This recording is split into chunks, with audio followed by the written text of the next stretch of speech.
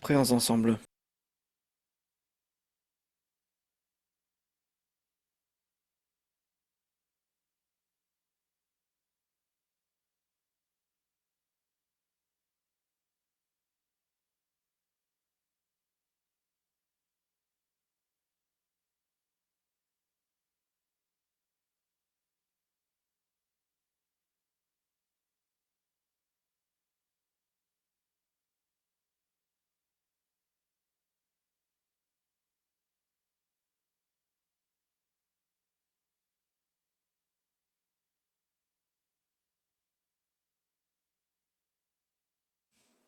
Seigneur, nous vous remercions.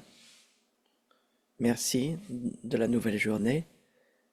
Soyez avec nous aujourd'hui et que nos dirigeants puissent tout régler dans les TNO.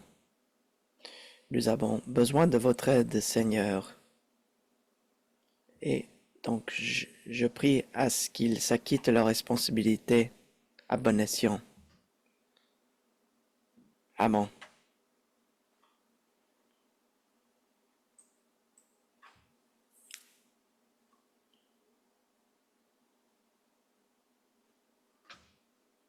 Bonjour, collègues. Je tiens à remercier Ruth Carroll qui a fait la prière aujourd'hui. Il est vendredi, j'espère que nous aurons une excellente séance. Déclaration ministérielle, la ministre des Finances.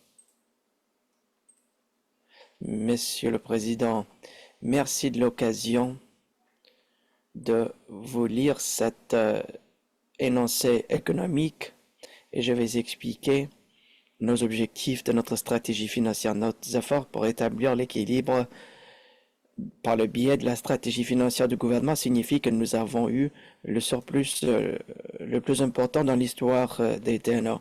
Nous avons comblé des postes vacants et nous avons identifié des façons de réduire notre budget.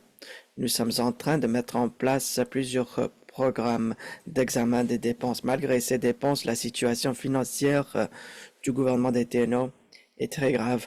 Malgré les efforts des ministères, les gestes de notre stratégie de durabilité financière n'ont pas été suffisantes pour faire face aux difficultés financières qui sont survenues depuis le dépôt du budget de 2024-2025. Des efforts pour maintenir la résilience du réseau et en raison des coûts liés aux incendies de forêt signifie que notre dette totale se chiffre à 1,74 milliard de dollars. Nous allons donc dépasser la limite de 120 millions de dollars qui fait partie de notre politique de responsabilité financière. Nous allons donc demander une augmentation de notre limite de prêt du gouvernement du Canada. C'est nécessaire pour que nous ayons la capacité de répondre aux dépenses inattendues. Cependant, en demandant cette marge de manœuvre, ne veut pas dire que nous pouvons desserrer nos efforts en matière de responsabilité financière et durabilité. Nous allons continuer à évaluer le rendement de tous les programmes et services et chercher des façons novatrices de mettre en place des efficacités. Nous sommes tous et toutes au courant de la fermeture des mines de diamants, mais à l'heure actuelle, notre économie est stable au cours des 3 dernières années. Depuis la période de la pandémie, l'économie s'est rétablie. Des indicateurs comme les dépenses des ménages, les dépenses du gouvernement et les taux d'emploi ont dépassé les niveaux pré-pandémiques. Malgré les chocs de l'année dernière, l'économie a été assez résiliente et elle s'est rétablie au niveau pré-incendie. Les investissements en exploration minière ont augmenté de 27% en 2024. Cependant, les dépenses en exploration ne garantissent pas l'ouverture de mines et les TNO constituent un territoire de compétence où les coûts sont plus élevés que dans le sud. Nous nous attendons à une réduction du PIB en raison du ralentissement des secteurs miniers et gaziers. Cela dit, d'autres mesures économiques demeurent robustes, y compris un taux d'emploi élevé et une réduction dans l'inflation du prix pour le consommateur de moins de 2%. Les dépenses gouvernementales et les emplois de la fonction publique font stabiliser l'économie. À part l'augmentation en exploration minérale, le gouvernement a soutenu l'ouverture de l'usine à Hay River. Nous avons aussi soutenu les communautés touchées par les incendies de forêt. Nous aidons les communautés à faire face au choc climatique. Il faut que les collectivités des TNO bonifient leurs forces économiques et s'attaquent aux pénuries de main-d'œuvre. À la fin de 2023-2024, nous étions bien positionnés en raison du financement fédéral. Cependant, nous avions quand même un déficit en raison de la pression financière de l'été 2023. Notre situation financière avant 2024-2025 a été une amélioration, mais nous n'avons pas amélioré notre situation financière car certains fonds fédéraux qui étaient censés être reçus cette année ont été reçus l'année dernière. Vous vous rappelez que nous avons commencé cet exercice avec l'excédent le plus important dans notre histoire, 294 millions de dollars. Cet excédent allait payer l'ensemble du budget de 2024-2025 sans prêts supplémentaires. Heureusement, nous avons travaillé fort pour avoir cet excédent budgétaire car le choc financier de certains événements inattendus signifie que notre excédent se chiffre maintenant à 67 millions de dollars. Par exemple, la situation des niveaux d'eau peu élevés. Depuis le dépôt du budget de 2024-2025 en mai, la situation s'est détérioré. Le STM a perdu 14 millions de dollars en revenus en raison de l'annulation de la saison des barges. Les niveaux d'eau peu élevés ont aussi eu un impact sur la société d'énergie des TNO. Les impacts ont été aggravés par la dépendance sur le diesel durant les rénovations de l'installation Torsten. Le projet respectait les budgets et les délais avant la survenue des incendies de forêt en 2023. Reprendre les travaux signifie que nous n'arriverons pas à respecter les budgets. Le coût du diesel, la rénovation de Torsten veut dire que nous allons devoir prêter 75 millions de dollars de plus. Durant cet été, les incendies de forêt ont été difficiles. 2 communautés dans la région de Satu ont été évacuées.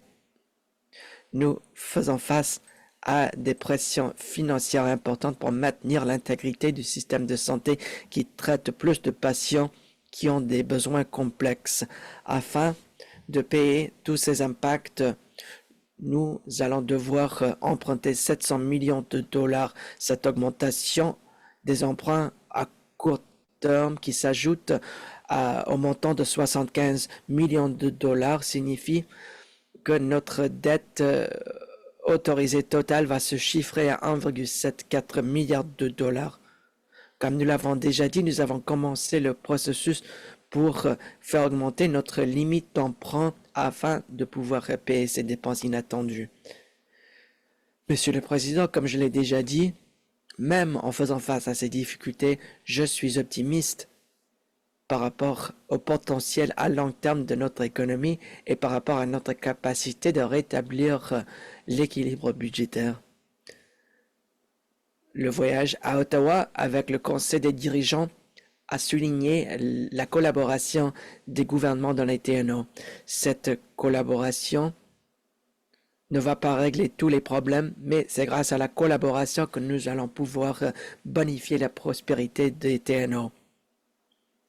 Les marchés sont maintenant baissiers, mais cela signifie que nous aurons le temps de mettre en place des projets d'infrastructure qui vont signifier que les TNO seront un bon candidat pour les investissements minéraux. Ça va nous permettre de souligner la stabilité de notre régime de cogestion. Finalement, nous aurons le temps d'attirer de l'attention nationale pour attirer des investissements nationaux dans les projets essentiels de notre économie. Nous pensons aussi à la frontière orientée vers la Russie et la Chine. C'est un risque de défense aujourd'hui, mais c'est aussi une possibilité en matière d'infrastructures qui bonifieront nos capacités stratégiques et qui avantageront les résidents de TNO. Finalement, nous sommes déterminés à rétablir l'équilibre budgétaire, mais il faudra le temps nécessaire pour faire ce qui s'impose. Nous avons eu des suggestions prometteuses de la fonction publique et d'autres mesures ont été déjà mises en place. La situation financière à court terme est difficile, cependant, nous n'allons pas poser des gestes qui pourraient avoir un impact négatif sur les services et les programmes gouvernementaux. Nous sommes à la recherche de possibilités pour réduire nos dépenses non nécessaires en 2024-2025. Nous voulons améliorer notre situation financière. Une priorité en rétablissant l'équilibre, c'est la durabilité du réseau de santé, qui est un domaine de risque élevé financier. Pour respecter notre mandat, une façon de déterminer les niveaux de services durables, c'est définir nos programmes et services de base. Ce travail se fait par l'unité de durabilité du réseau de santé au sein du ministère de l'Exécutif et des Affaires autochtones. On utilise une approche d'évaluation vis-à-vis du système de santé afin de définir les niveaux de services durables. Monsieur le Président, nous savions qu'il y aurait des difficultés financières durant cette législature et nous savons que nous aurons des décisions difficiles à prendre avant le budget de l'année prochaine. Et nous savons que nous devons réaliser les objectifs fixés par cette législature. Nous sommes déterminés à répondre aux besoins immédiats, à maintenir les programmes de base, tout en étant vigilants par rapport à notre création de possibilités de croissance à long terme. Merci, Monsieur le Président.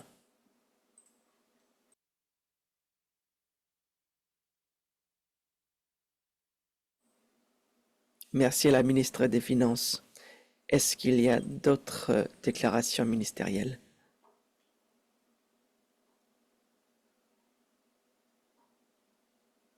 Déclaration de député. Député de Yellowknife Centre. Merci, Monsieur le Président. Je voudrais aborder quelques questions soulevées durant nos travaux en juin. Il y a un an, avant les élections, il y avait un certain enthousiasme par rapport au collège Aurora et sa transition vers un établissement polytechnique. Et donc après les élections, il s'est avéré que le plan de transition est toujours en cours, mais le plan n'est pas financé. Il y a certaines choses qu'ils veulent faire, mais ils ont besoin de mandat. Durant nos travaux en juin, nous nous sommes rendus compte que les nouvelles lettres de mandat allaient être signées en juillet. Et la chose importante, nous voulons que le collège Aurora puisse présenter des possibilités économiques en raison de cette transition vers un établissement polytechnique. Nous voulons que ces objectifs soient réalisés pour tous les gens du Nord. Donc cette question de la lettre de mandat, et j'ai demandé à la ministre de rendre la lettre publique. Elle a dit qu'elle allait le faire. Elle aime bien la transparence. Et s'il y a des choses qui sont confidentielles, j'aimerais savoir pourquoi. Cependant, je respecte sa décision si c'est le cas. Mais je présume que certains éléments de la lettre de mandat pourraient faire l'objet d'une transition. J'avais aussi posé une question au sujet du financement, et je ne suis pas la seule personne à poser cette question. Une vision n'est qu'un rêve sans plan. Et si nous n'avons pas de plan, sans argent, il n'y a pas de plan. Autrement dit, il nous faut un plan, il nous faut de l'argent, il nous faut une vision, et ces choses ne voudront rien dire si les mesures ne se concrétisent pas. Il me semble que ce n'est plus possible d'utiliser le financement qui reste des autres programmes éducatifs. le programme ne sera pas durable. Nous avons besoin d'un poste budgétaire séparé pour ce projet. J'aurai d'autres questions au moment approprié. Merci. Député de Great Slave. Merci.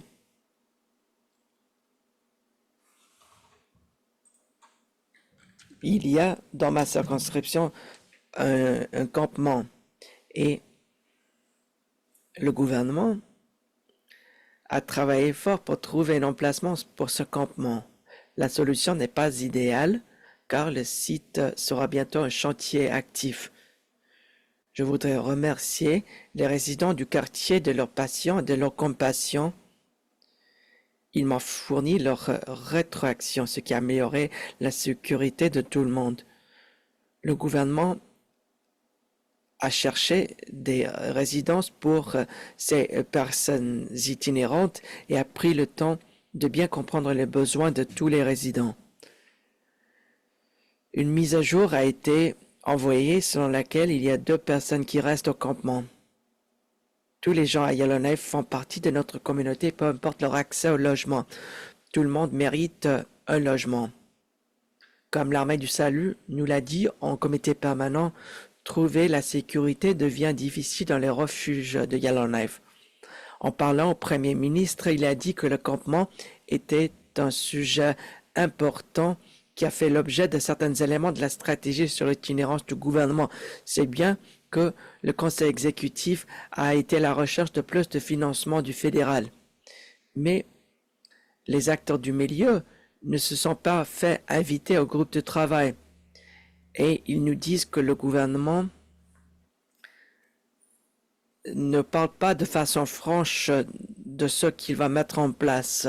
Nous savons depuis un certain temps qu'il y a très peu d'options qui pourraient être fournies par le gouvernement. En fait, c'est un enjeu très compliqué et nous n'avons pas encore les statistiques sur le nombre de personnes itinérantes. L'évaluation où le rapport mentionne des tendances qui perdurent.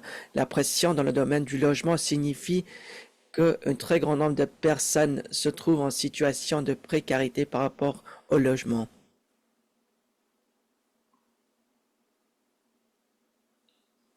Député de Saint-Ouen.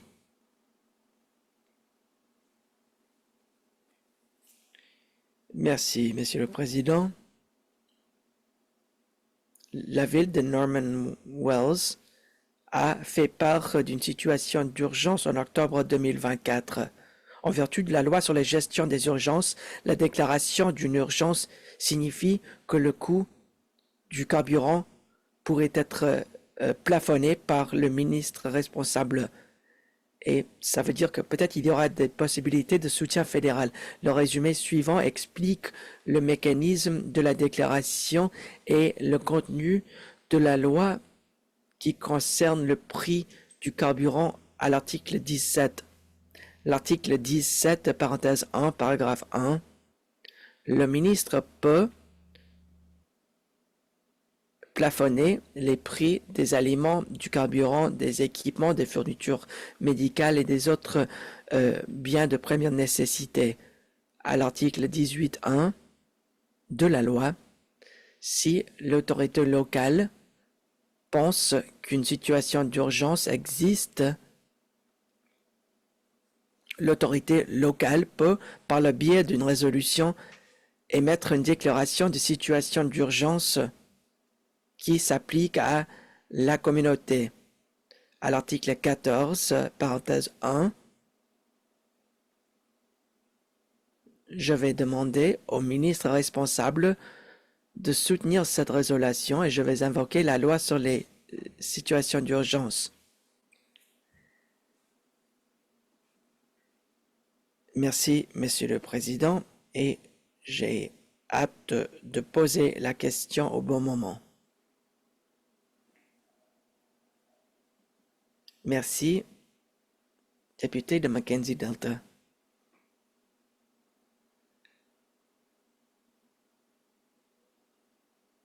Merci. J'informe l'Assemblée législative et les résidents des TNO d'un programme qui amène de l'espoir pour ceux qui ont des problèmes de toxicomanie. Nous n'avons pas ce genre de programme depuis longtemps et c'est une source d'espoir pour les résidents des TNO. Le conseil tribal Gwich'in a créé ce programme qui est destiné aux résidents du Nord. J'ai déjà parlé à plusieurs personnes qui s'intéressent à des programmes de toxicomanie, mais aller dans une autre ville du pays n'était pas une option. Ce programme sera offert à 30 minutes au nord d'Inuvik, c'est-à-dire les participants seront près de chez eux. Le programme de dépendance facilité par William Greenland, un membre de la nation Gwich'in qui a grandi à Inuvik et qui travaille dans le domaine depuis plusieurs années. Il y a d'autres facilitateurs qui participent à l'organisation du programme. Une approche collaborative signifie que ce programme sera un succès. D'autres participants ont travaillé depuis longtemps dans le domaine des dépendances. Les participants donc seront plus probables de mener à bien leur programme. Au printemps, le comité permanent du développement social a eu l'occasion de se rendre au site. Durant sa rénovation, les installations sont impressionnantes. Ce camp du bien-être va répondre aux besoins des participants pendant longtemps. En guise de conclusion, je tiens à remercier le conseil tribal Gwich'in et tous les bailleurs de fonds qui nous permettront de répondre aux besoins de nos résidents. Merci.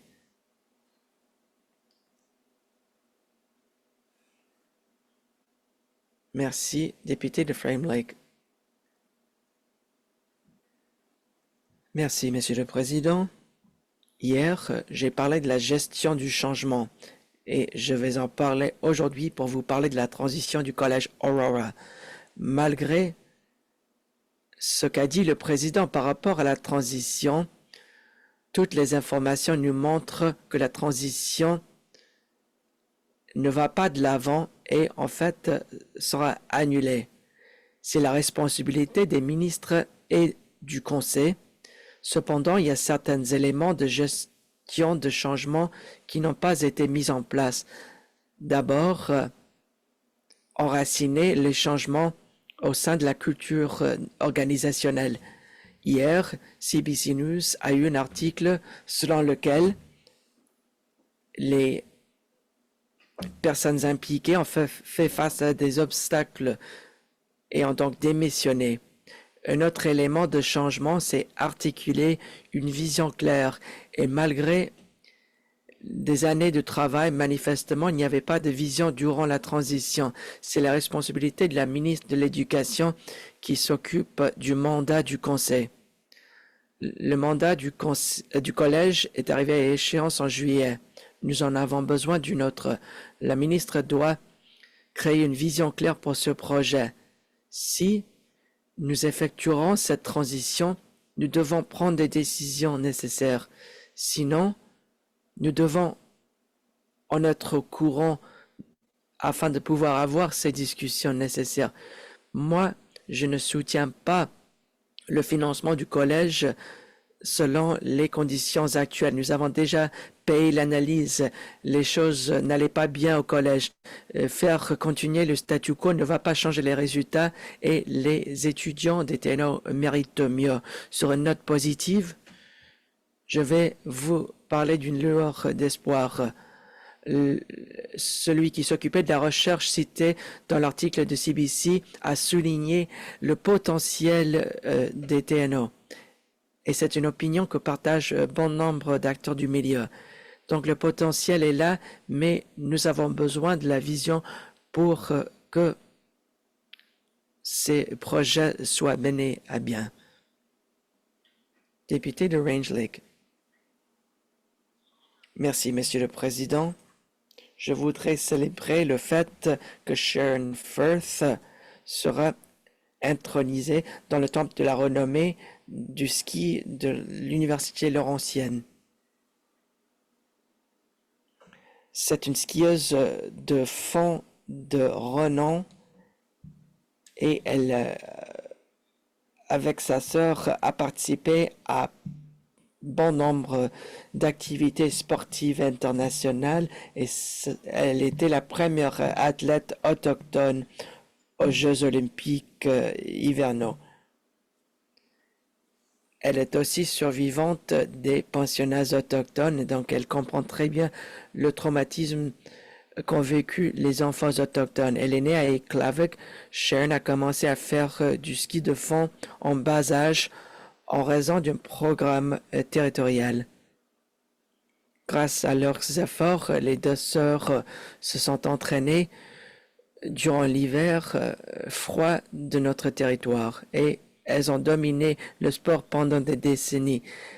Elles sont devenues les premières femmes autochtones de se faire introniser dans le temple de la renommée du ski de fond. Shirley nous a quittés, mais Sharon continue à travailler pour entraîner la nouvelle génération d'athlètes et pour nous aider à formuler nos politiques en matière de sport. Merci Sharon pour tout ce que vous faites.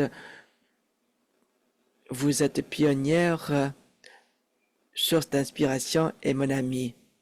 Et je sais que vous avez encore beaucoup à contribuer au TNO et ensemble ici dans notre chambre, nous vous félicitons. Merci Sharon. Député de Yellowknife Nord.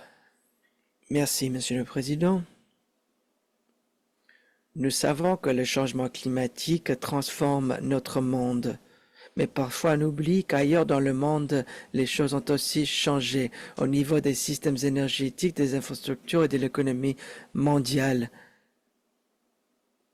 Pour avoir des technologies novatrices, nous devons garder le rythme des changements et c'est-à-dire faire preuve de leadership par rapport à nos émissions de carbone. Nous devons fixer un objectif de zéro émission d'ici 2050. Nous avions fixé l'objectif de faire baisser nos émissions de 30% d'ici 2030. Ça a l'air ambitieux, mais cela voulait dire qu'il n'y avait très peu de fer avant la fermeture de la mine de diamants. Est-ce que nous voulons que notre stratégie climatique soit la fermeture des mines de diamants? Est-ce que ce sera notre stratégie économique? Rio Tinto a fixé un objectif de zéro émission d'ici 2050 de Beers d'ici 2030. Pour le secteur des minéraux critiques, le financement privé et le financement gouvernemental dépendent des cibles zéro émission. Des cibles non réalistes n'aident pas l'industrie. Ne pas garder le rythme en énergie renouvelable signifie que les TNO ne sont pas un territoire attirant pour les investissements miniers. Si le secteur minier jouera un rôle important, nous devons accepter un avenir sans aucune émission. Le gouvernement fédéral et la majorité des provinces, y compris le Yukon, ont pris l'engagement d'avoir une situation aucune émission d'ici 2050. Si nous ne fixons pas d'objectifs de ce genre, ça veut dire que nous serons isolés. Nous devons faire baisser le coût de l'électricité et les TNO doivent avoir un réseau sans émission d'ici 2035 pour que la société énergétique puisse utiliser un crédit d'impôt fédéral. En juin, le gouvernement a pris l'engagement de fixer un objectif à ce sujet d'ici 2050. Nous devons donc faciliter des solutions d'énergie propre pour le transport et pour les industries de l'économie. Je demande le consentement unanime pour terminer ma déclaration.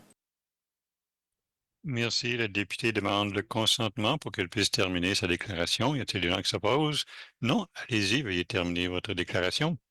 Merci, Monsieur le Président de l'Assemblée. Alors, comme je disais, on doit confronter les défis de faciliter l'énergie verte pour le transport, l'équipement lourd et l'industrie, qui ensemble font 84% des émissions du territoire. Mais nos solutions, et je vais continuer à pousser le gouvernement dans cette direction, on peut le faire et on doit le faire. Merci, Monsieur le Président de l'Assemblée. Merci, député. Prochain, le député de Montfouille. Merci, Monsieur le Président. Monsieur le Président, aujourd'hui, je voudrais parler de la situation du logement public de notre région. Monsieur le Président, c'est une priorité de cette Assemblée législative de s'assurer qu'il y ait des ressources financières durables pour les programmes de logement. Lorsqu'on parle de logement public, on veut dire des programmes qui fournissent des logements basés sur le revenu, comme par exemple pour les aînés et les familles avec peu ou pas de revenus. Mais les résidents disent que NWT Housing ne fonctionne pas comme il devrait. Hier, il y a eu une audience publique sur ce sujet. Les résidents ont eu beaucoup de réactions auprès de NW Housing. Ils se plaignaient que les politiques et les procédures n'étaient pas respectées. Il n'y a pas assez de bureaux de relations avec les locataires et la liste d'attente pour la communauté a près de 130 personnes sur cette liste d'attente. Monsieur le Président, un des résidents l'a dit ici. Pourquoi est-ce que les membres du conseil de logement ont des réunions lorsqu'il n'y a pas de logement à allouer aux gens? La liste d'attente doit être éliminée.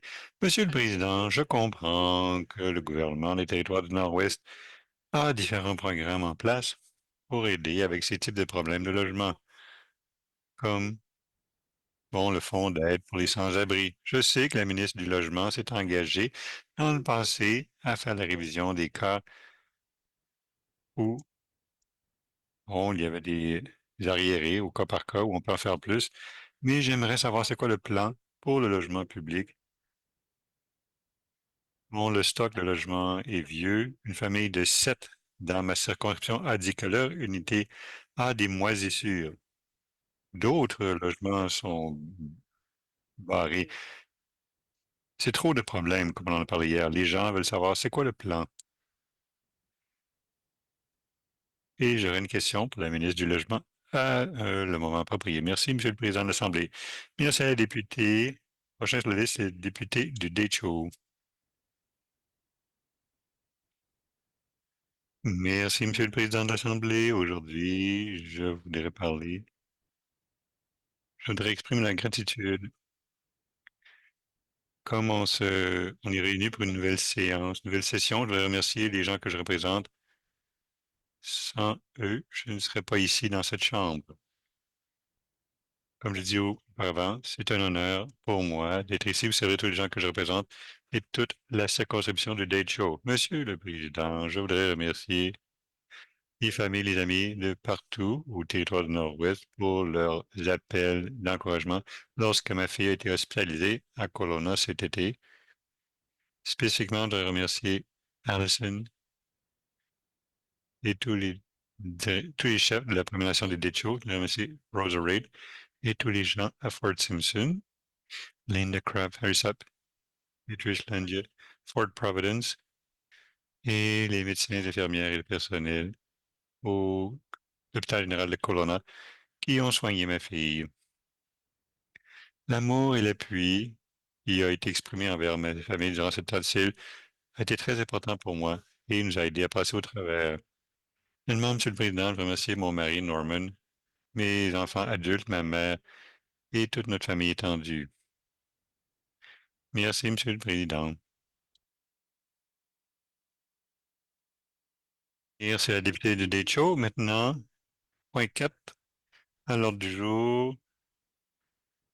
On va passer au ministre. Non? Oui? On va continuer? Bon, reconnaissance des visiteurs dans la tribune. Reconnaissance des visiteurs dans la tribune.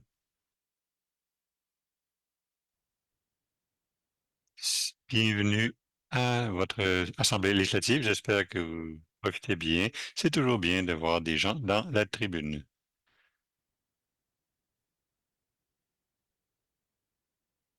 Bon, reconnaissance, reconnaissance. Question orale. Je passe sur la liste des députés. Le député de Frame Lake. Merci, Monsieur le Président de l'Assemblée. Bon, vous savez quelles sont mes questions, je viens de les dire, mais pourquoi est-ce que le ministre de l'Éducation n'a pas envoyé une nouvelle demande au conseil du Collège Aurora? Un instant. Oui, ministre, s'il vous plaît. Merci, Monsieur le Président, Monsieur le Président. Je travaille en ce moment sur cette lettre de mandat avec le Collège d'Aurora, son conseil des gouverneurs. Merci. Mon député de Frame Lake. Merci, Monsieur le Président. Monsieur le Président, juste pour être clair, est-ce que le ministre s'est engagé à transiter le collège à une polytechnique, à appeler le collège pour continuer avec le plan maître des installations? Merci, Madame le ministre. Merci, Monsieur le Président, Monsieur le Président. Je l'ai dit dans cette chambre auparavant, je l'ai dit au conseil gouverneur du collège, je suis absolument engagé à faire cette transition du collège Aurora à une polytechnique. Député de Frame Creek. Merci, Monsieur le Président. On garde ça bref et rapide aujourd'hui. Monsieur le Président, je sais que la ministre a un livre sur la gestion de changement sur son bureau parce que je lui ai donné moi-même. Est-ce que le ministre a considéré d'employer les principes de gestion de changement pour établir cette direction, donner ces directions au conseil d'administration du Collège Aurora? Madame la ministre, merci beaucoup, Monsieur le Président. Monsieur le Président, le député, c'est comment? Il sait que j'aime bien les livres et j'apprécie bien de recevoir des livres de sa part. Mon rôle maintenant, dans le système postsecondaire et avec le collège Aurora, a certainement changé entre la dernière assemblée et celle-ci. Mon rôle est certainement un rôle de surveillance sur l'éducation postsecondaire, alors que le conseil des gouverneurs a vraiment le contrôle et la surveillance du programme d'éducation et des opérations du collège Aurora. Merci, Monsieur le Président. Mon dernier supplémentaire, député de Frame Lake. Merci, Monsieur le Président. Monsieur le Président, considérant que le Conseil a cette responsabilité, Monsieur le Président, quelles mesures est-ce que la ministre prend ou considère pour que le Conseil soit imputable des résultats pour le financement qu'il reçoit du gouvernement pour la transition à l'exploitation du collège, toutes ces choses-là? Merci, Monsieur le Président. Bon, Madame la ministre. Merci, Monsieur le Président, Monsieur le Président. Je l'ai certainement tous les outils à ma disposition. En ce moment, à la fin de septembre, je me suis rencontré, je me suis réuni avec le conseil d'administration pour entendre des quoi leurs priorités, leurs préoccupations, leurs priorités, bon, comment leur année a été, et de m'asseoir avec eux pour savoir, bon, comment est-ce qu'on s'aligne et s'assurer qu'on s'aligne sur la transformation du Collège Aurora. Ils m'ont dit que certainement ils sont engagés vers ceci et qu'ils veulent continuer à collaborer avec nous sur ce processus, de continuer à se réunir régulièrement. Merci, Monsieur le Président. Député de Yellowknife, pardon, Yellowknife Centre. Merci, Monsieur le Président. Bon, ma collègue vient de le dire il y a quelques instants, je vais continuer sur la lettre de mandat spécifiquement. Alors, on collabore sur ce type d'initiative. Ma question serait si, bon, l'ancienne lettre de mandat est devenue expirer au mois de juillet. Pourquoi est-ce que le militaire n'a pas travaillé sur ça avant? Parce qu'il ne savait pas, en tout cas, il ne devrait pas y avoir une période de chevauchement, une lacune entre deux lettres de mandat pour dire qu'il n'y a pas de mandat. Bon, il ne devrait pas avoir d'interregnum, si on peut dire, entre les deux lettres de mandat. Alors, je pose la question, pourquoi est-ce qu'il n'y avait pas eu une lettre de transition pour mon... Pourquoi ça peut être inclus, pas démarrer au mois de juillet? C'est quoi le délai? Est-ce que la ministre pourrait expliquer à la Chambre pourquoi il y a un interregnum entre les deux lettres de mandat? Madame la ministre, merci, Monsieur le Président. Monsieur le Président, merci pour que les députés continuent pour des questions sur Aurora College. Il n'y a pas de lacune parce que la lettre de mandat est bonne jusqu'à ce que la nouvelle arrive en vigueur. Alors, l'ancienne lettre de mandat continue d'exister jusqu'à ce qu'elle soit remplacée par la nouvelle. Merci. Merci, député de Yellowknife Centre.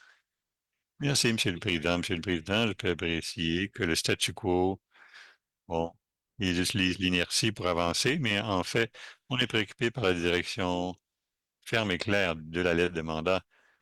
pour leur donner la direction, les plans et les engagements pour faire la transition d'un collège à une polytechnique. Est-ce que la ministre peut confirmer devant la Chambre aujourd'hui que, pour que ce soit très clair, que la transition en polytechnique fait partie du mandat de la prochaine lettre de mandat? Madame la ministre, merci beaucoup, Monsieur le Président. Monsieur le Président, dans la lettre de mandat qui existe en ce moment, bon, celle qui va expirer, si on peut dire, ouais, qui aurait expiré en juillet, mais qui, elle dit clairement d'établir l'université comme étant une polytechnique. C'est vraiment la volonté, autant de moi-même en tant que ministre de l'Éducation, de même que le conseil des gouverneurs du Collège Aurora. Je m'attends pleinement à ce que ce soit une priorité claire dans la prochaine lettre de mandat, puisque c'est déjà dans la lettre de mandat actuelle. Député de Yellowknife Centre. Mais j'apprécierais, dans le contexte de transparence, si la ministre peut partager cette lettre avec les députés, parce que je pense pas qu'on l'a. Et si on l'a, c'est la vieille. Moi, je sais pas de copie de cette lettre. Alors, Monsieur le Président, la prochaine partie de la lettre de mandat, c'est est-ce que ça va être financé pour une transition en polytechnique? Parce qu'en ce moment, si on respecte l'ancienne méthodologie, c'est l'argent qui reste des, des programmes d'éducation, de même que le diplôme pour le, qu'on utilise des restants d'argent. Alors, est-ce que ça va être financé spécifiquement avec un item spécifique dans le budget pour cette transition en polytechnique?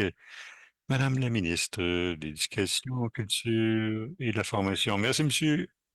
Mais concernant la première question, ce qu'il est partagé, la lettre existante, c'est disponible en ligne et il me fera bien plaisir d'envoyer un hyperlien, de le partager avec mes collègues de côté de la Chambre.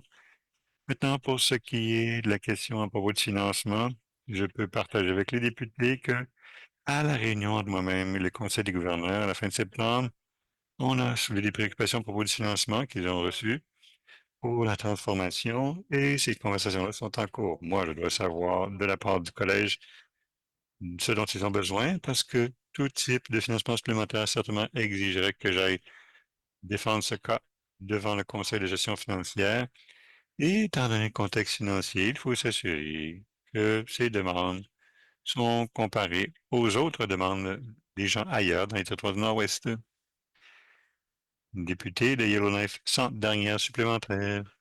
Monsieur le Président, je connais le mandat, celui qui est en ligne, mais je parle plus de la lettre de mandat spécifiquement, juste pour être clair. Alors, selon moi, c'est deux choses, mais si c'est la même chose, en fin de compte, eh bien, je laisse la ministre clarifier. Ma dernière question, très rapidement, Monsieur le Président, c'est est-ce que la ministre pourrait envoyer sa lettre du mandat au collège et l'envoyer à la Chambre pour que ça puisse être consulté par le public?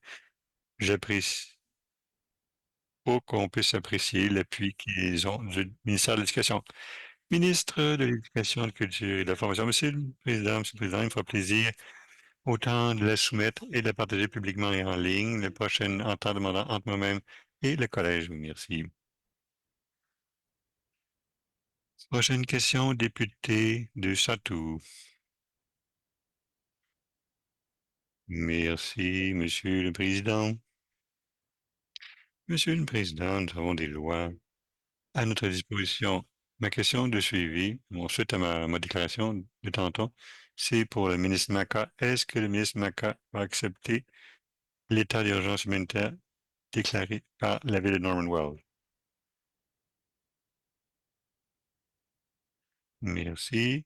Ministre Macum. Merci, Monsieur le Président. Le ministère, bon, l'état d'urgence local que la ville de Norman Wells a déclaré, de dire que on a un appui documentaire de cela, de cet état local d'urgence, non, mais on appuie en tant que gouvernement, on fait tout ce qu'on peut pour les aider, pour appuyer cette région. Nous avons notre personnel qui travaille avec la ville de Norman Wells, les superviseurs des ressources. Bon, tous les ministères, je ne peux pas parler pour les autres, mais je peux parler pour moi-même pour dire que notre personnel a été bien impliqué dans ceci pour essayer d'aider la situation à Norman Wells. Merci, député du Satou. Merci, Monsieur le Président, et merci au ministre pour ces mots réconfortants. Bon, les résidents du Château apprécient les mots de l'appui et de reconnaissance. Bon, suite à cette déclaration d'état d'urgence, une occasion unique est devant nous. Et ma prochaine question, est-ce que le ministre Maca va fournir cet avertissement au ministre de la Santé des services, voyons, des services publics fédéraux pendant qu'ils sont à Yellowknife aujourd'hui ou demain, hein, pas lorsqu'ils vont partir, hein? Merci.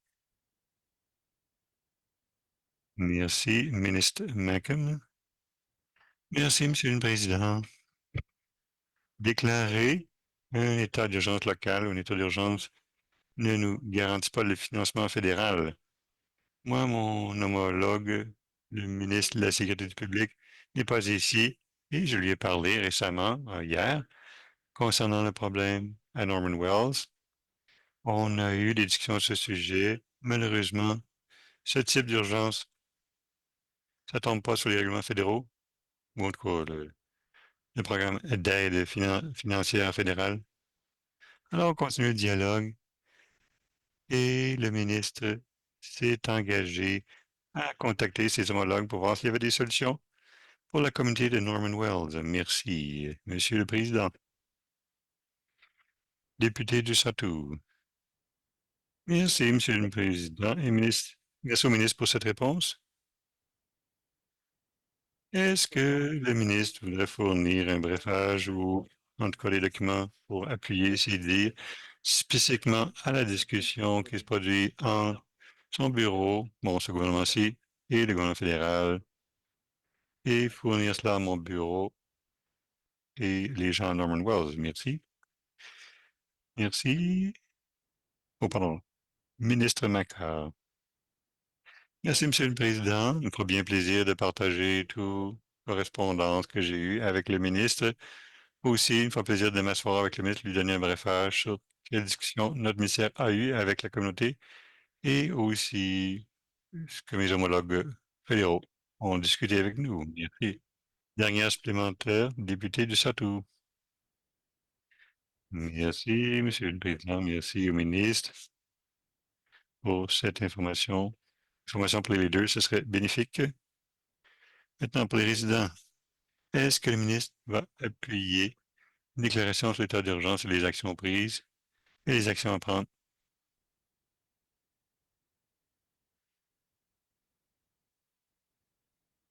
Ministre Maca? Merci, Monsieur le Président.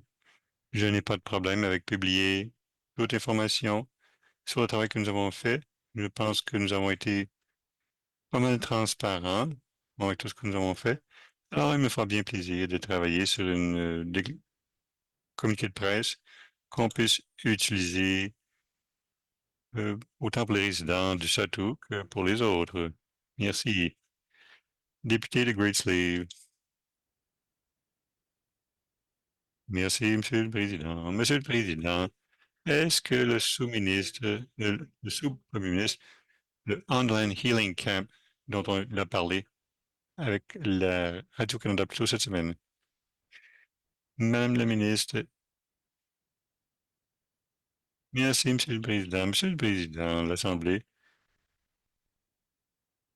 bon, le camp, il y a eu une occasion de parler avec la communauté des individus qui dépendaient sur ce camp pour les réfugiés et le ministre exécutif des Affaires autochtones a pu identifier une cohorte de gens qui cherchent une occasion pour être dans un type plus transitoire d'hébergement. Et c'est avec cela en tête qu'on a fait des discussions avec la communauté ici. Il y a puis les gens qui manquent de logement, qu'on a pu identifier une occasion d'utiliser cette installation qui est à l'extérieur de Yellowknife pour jusqu'à 30 personnes. On a des programmes là. Mais je vais clarifier, ce n'est pas un healing camp, un camp de guérison. C'est pour des périodes de séjour plus brèves, mais ça va offrir certains programmes et une installation qui pourrait être utilisée pour devenir genre de abri transitoire pour les gens.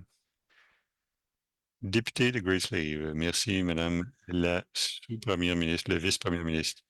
Alors, pour ce qui est des campements de ces résidents, je voulais remarquer que les ONG ont vraiment offert des solutions possibles. Alors, à part ce camp que la sous-ministre, que la vice-première ministre a dit, quelles occasions ont été poursuivies pour ce qui est de l'allocation à ces ONG si jamais le fédéral ne fournit pas de financement? Bon, alors, vice-première ministre, merci, Monsieur le Président. Monsieur le Président, les ONG ont été des partenaires très utiles. Bon, le camp, comme je l'ai mentionné plus tôt, n'aurait pas été possible sans la collaboration des ONG. Alors, il y a eu beaucoup de discussions et, bon, un regard, une analyse complète des options ici à la NEF, non seulement la communauté des ONG et leurs installations, une d'entre elles, avec du financement supplémentaire, pourrait avoir plus de lits, mais aussi de considérer les entrepreneurs locaux, les hôtels, bon, des petits, des gros propriétaires, même des parcs territoriaux. Il y a eu une analyse complète des options, mais aussi pour voir si ces actifs seraient vraiment appropriés et desserviraient les besoins de cette approche centrée sur les gens, pour les gens qui exigent un appui et de l'aide dans leur logement en ce moment.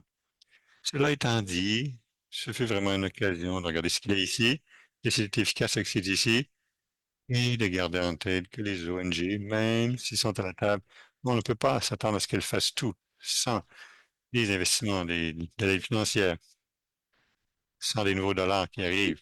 Ça fait partie de la discussion pour qu'est-ce qu'on peut faire avec le camp et aussi une solution à moyen terme et long terme. Merci, Monsieur le Président. Merci, député de Great Slave. Merci, Monsieur le Président. Alors, j'ai entendu les mots approche centrée sur les personnes. C'est bien entendre cela. Probablement que je vais en parler plus dans les jours à venir. Comme la vice-première ministre le sait, les gens qui sont dans le campement ont besoin des services complets, des wraparound services, et nous sommes limités dans nos actions en ce moment. Quelles actions préliminaires est-ce que le EIA voit pour gérer le besoin pour le logement transitionnel à Yellowknife dans nos centres régionaux et dans les petites communautés? Merci, Monsieur le Président. Alors, vice-premier ministre de EIA, le ministre de l'Exécutif des Affaires autochtones, Monsieur le Président, ce n'est pas une question facile. Ce n'est pas un problème facile. Les efforts pour gérer ce qui est devenu une situation de crise cet été nous ont empêchés de prévoir pour l'avenir. Et il faut sortir de ce cycle de répondre, d'éteindre les feux et de répondre à des crises pour pouvoir livrer les services qu'on veut livrer. Viser une solution où la gestion intégrée des cas qui est devenue l'integrated. Bon, c'est sorti de Yellowknife et maintenant, c'est même plus grand que la région de Yellowknife. Ça va fournir des occasions pour une fois de plus être plus centré sur les personnes et de livrer les logements transitionnels qui satisfassent les besoins des gens qui en ont besoin et de participer avec les communautés lorsque les communautés sont intégrées dans la prestation intégrée des services. C'est avec des solutions que les communautés demandent et une façon que les communautés sont prêtes et avec ce dont elles ont besoin plutôt que d'avoir des supports, des programmes qui sont leur centre d'affaires, mais qui ne satisfont pas les besoins des populations qui manquent de logement. Alors, le fait qu'on se concentre sur la prestation intégrée de services, c'est là d'où ça commence. Merci.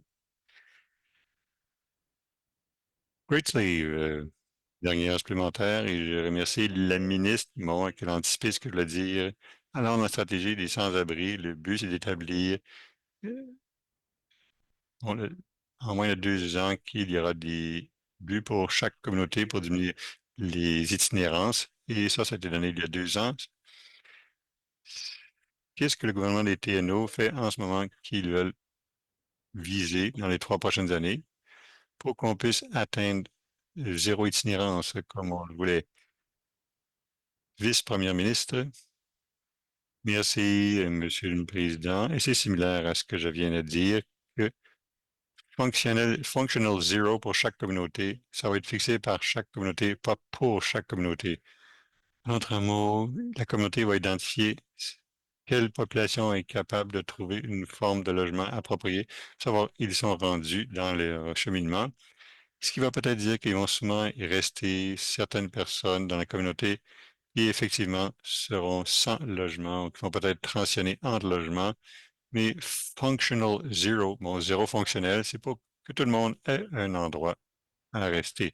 Mais il faut que ça se produise avec les communautés. Ça, cet engagement-là, si j'ai bien compris, est en cours et je peux m'engager à fournir plus de détails. Je ne les ai pas Non, là, mais une ligne de temps plus détaillée, bon, sachant que ça va être changé en se basant sur les besoins de la communauté, mais on peut certainement fournir plus de détails et je vais m'engager à envoyer ça à la députée. Merci.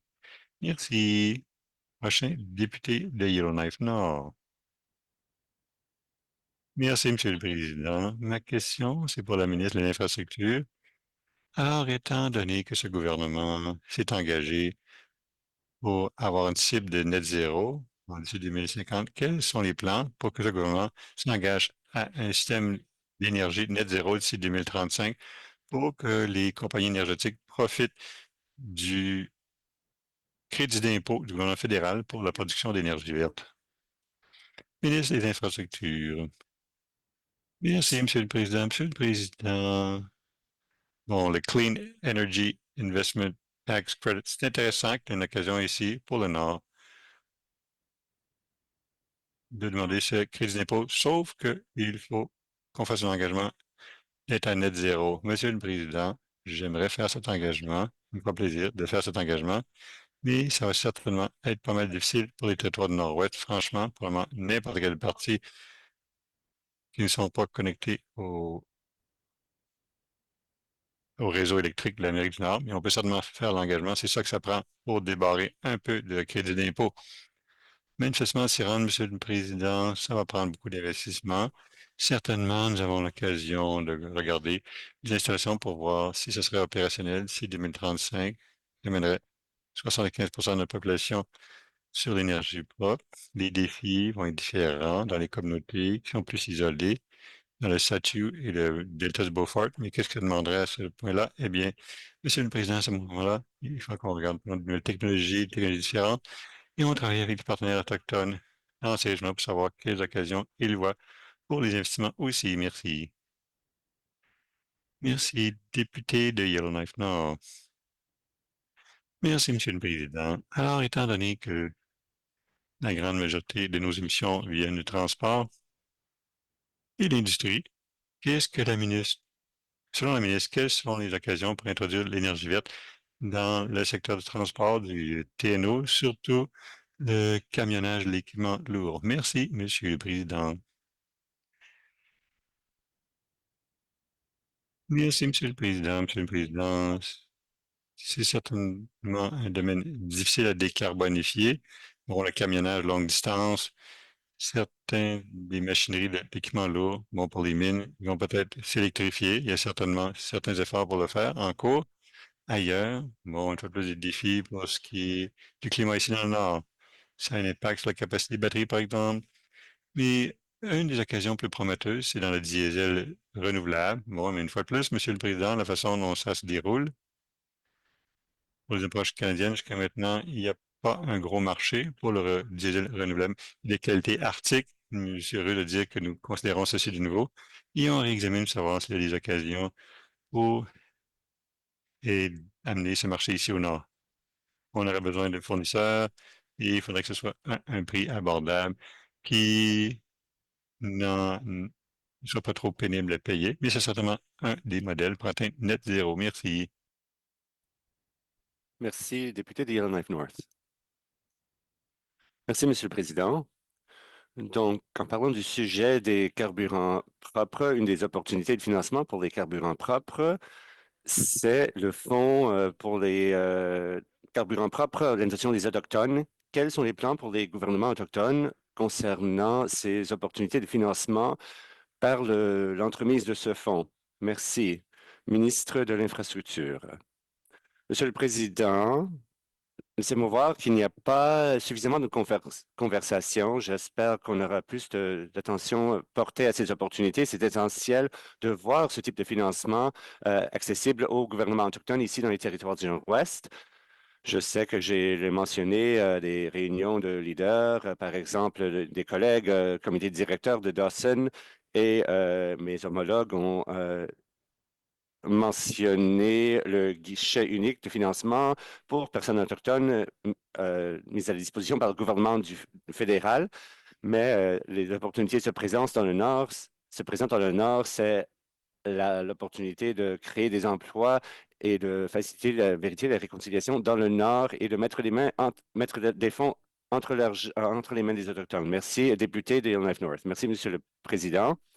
En termes de réduction d'émissions dans l'industrie, nous avons le fonds pour grands émetteurs dans lequel l'industrie paye et c'est conçu pour permettre à l'industrie de réduire les émissions de carbone. Quels sont les obstacles pour l'industrie pour dépenser ces fonds à leur disposition dans le fonds pour grands émetteurs? Merci. Merci, ministre de l'Infrastructure. Merci, Monsieur le Président. Monsieur le Président, je ne sais pas s'il y a des obstacles nécessairement qui empêchent l'accès à ces fonds. Il y a des exigences. Certainement que ces fonds doivent être utilisés, par exemple, 5 de changement de la ligne de base de l'opération. Par exemple, quand c'est pour toute la mine, c'est plus facile, mais si c'est pour juste une partie de l'exploitation, ça peut être significatif. Un autre obstacle, un autre défi, il faut avoir certains éléments de preuve. Ça ne peut pas être le projet d'essai ou projet pilote. Donc, je suis heureuse de dire qu'on a utilisé ce fonds avec le parc solaire à Tribec. J'espère qu'il y aura d'intérêt d'autres mines dans le projet. Je suis prêt à travailler avec eux pour éliminer les obstacles pour leur permettre d'accéder à ce fonds pour réduire les émissions dans le territoire du Nord-Ouest. Merci. Député de Monfouy. Merci, Monsieur le Président. Monsieur le Président, est-ce que la ministre peut nous dire combien d'agents de liaison avec les locataires sont employés? Ministre du Logement des Territoires du Nord-Ouest. Merci, Monsieur le Président. Juste pour préciser, dans la région, est-ce que elle veut dire la circonscription de Montfouy? J'ai besoin de certaines précisions. Merci, Monsieur le Président. Merci, député de Montfouy, pour cette précision. Ma déclaration de député, c'est dans la région de Klitschko et à Tetchikwan. Merci, Madame la ministre. Merci, Monsieur le Président, pour cette précision. Compte tenu des renseignements de logement TNO, avec l'autorité à Betcheko, nous avons 4 postes de maintenance et 4 postes administratifs dans l'autorité. Merci, Monsieur le Président. Merci, député de Montfouy. Merci pour cette information. La ministre peut-elle nous donner le temps moyen d'attente sur la liste d'attente pour une unité de logement public lorsque nous avons 4 chargés de maintenance qui travaillent? Merci, Madame la ministre du Logement. Merci, Monsieur le Président. Malheureusement, je ne peux pas vous donner une temps d'attente moyenne sur la liste d'attente. D'après ce que je comprends, avec l'information dont je dispose, il y a 135 familles sur la liste d'attente pour Betcheko, mais je n'ai pas le temps d'attente moyenne sur la liste d'attente. Merci. Je vais passer à la députée de Montfouy. Merci. Oui, nous avons beaucoup de personnes sur la liste d'attente pour le logement. Et nous savons que le logement, c'est une crise dans tous les territoires du Nord-Ouest. Mais je pense que dans la région de Klitschko, nous vivons le pire, surtout à Betcheko.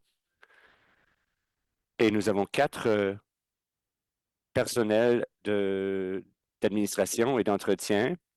Et nous avons beaucoup de logements qui sont en grand besoin d'entretien. Et nous avons au moins 4 maisons qui sont dans lesquelles on ne peut pas vivre. Donc, la ministre, est-ce qu'elle peut dire combien de temps le gouvernement des territoires du Nord-Ouest passe pour récupérer les arrérages et combien de temps est-ce que ça prend pour suivre toutes ces facturations? Merci, Madame la ministre. Monsieur le Président, le temps passé, c'est le travail des 4 administrateurs dans l'autorité, mais je veux laisser le député savoir que nous travaillons sur une évaluation sur le logement et nous aurons ces renseignements d'ici le printemps et ça comprend toutes les cotes de conditions des unités de logement, les chiffres des bureaux de statistiques, les révisions à l'interne, les examens. Nous travaillons avec les autorités du logement. Une autre chose que nous faisons avec Logement TNO dans la circonscription des députés, c'est que nous travaillons avec le groupe de travail sur le logement du Clicho et sur toutes les questions touchant le logement dans sa circonscription. Merci, Monsieur le Président. Député de Monfouy, question supplémentaire finale. Merci pour la réponse. Donc, combien de fonds le ministère dépense-t-il sur la récupération, le recouvrement d'arrérage? Est-ce que c'est nécessaire pour le ministère du Logement d'exister? Parce que nous ne faisons pas de progrès avec ce ministère. Donc, ma question finale, est-ce que la ministre va s'engager à visiter la région de Bichako pour examiner les logements? Merci, Madame la ministre. En tant que ministre, je crois que c'est important que je visite, que je me rende dans les communautés pour examiner les conditions dans lesquelles ils vivent dans le logement public. Et j'ai dit à la députée que je suis ouverte visiter les gens de Betcheko et passer du temps chez eux pour discuter de leurs conditions de vie dans les logements. Merci, député de Range Lake.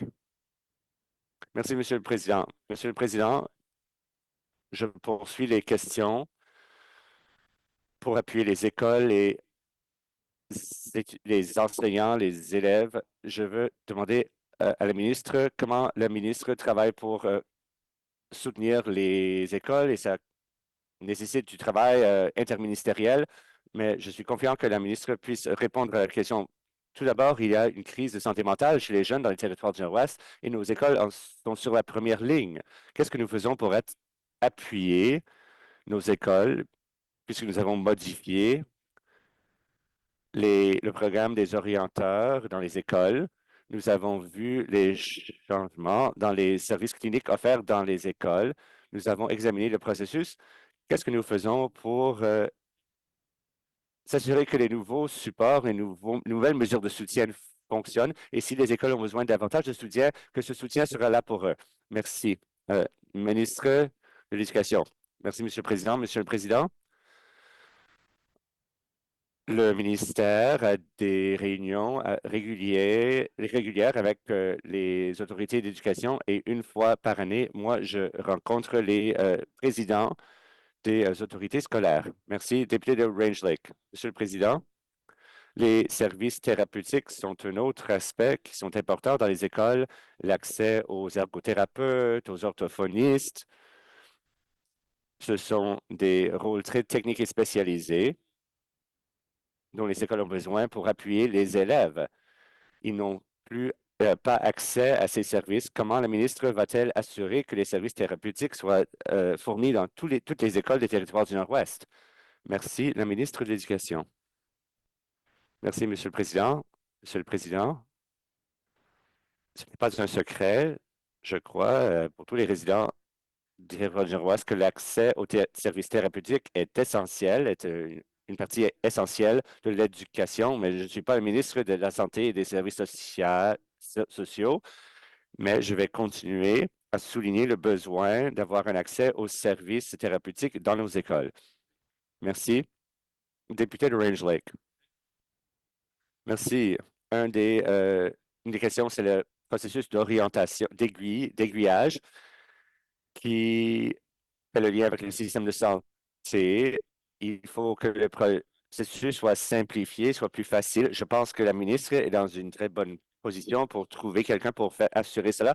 Donc, est-ce que la ministre va s'engager à travailler avec l'autorité de la santé pour simplifier le processus d'aiguillage pour les élèves pour qu'ils obtiennent les services dont ils ont besoin? Merci, ministre de l'Éducation. Merci, Monsieur le Président. Monsieur le Président, c'est un sujet qui me tient à cœur. Je peux confirmer dans cette chambre que la ministre de la Santé et des Services sociaux ont commencé à travailler ensemble. Je vais m'engager à continuer cette conversation. Je rencontre aujourd'hui avec NWTTA et je vais continuer à rencontrer les autorités scolaires. Merci, Député de Range Lake, dernière question supplémentaire. Merci, Monsieur le Président.